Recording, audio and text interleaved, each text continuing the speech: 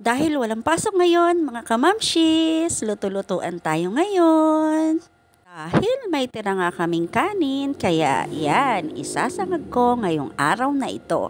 Simple lang ako magsangag mga kamamshis. Simpleng bawang, sibuyas lang, asin, paminta ay okay na.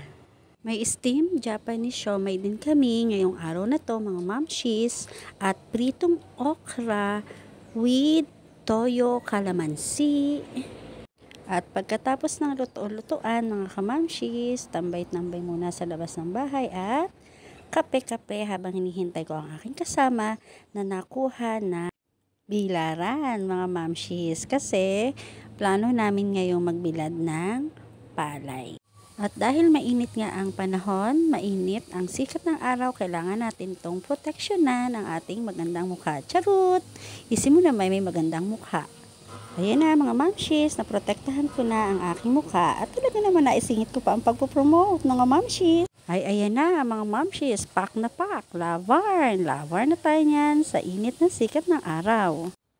Dahil gumagamit nga ako mga mamshis ng Ultra White Rejuvenating Set, kaya kinakailangan ko po talagang protektahan ang aking mukha sa sikat ng init ng araw. Bukod sa sunscreen ng Hikari mga mamshis, need ko din gumamit ng malaking sombrero.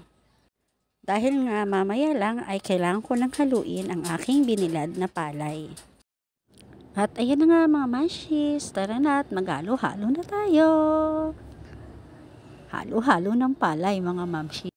Naku, mali yata ang nalatagan namin ng palay kasi half lang ng latag ng palay ang nasisikatan ng sikat ng araw. Pero naku mga mamshis, mga bandang alauna tsak nandyan na ang sikat ng araw. Yan lang mga kamamshis for today's video.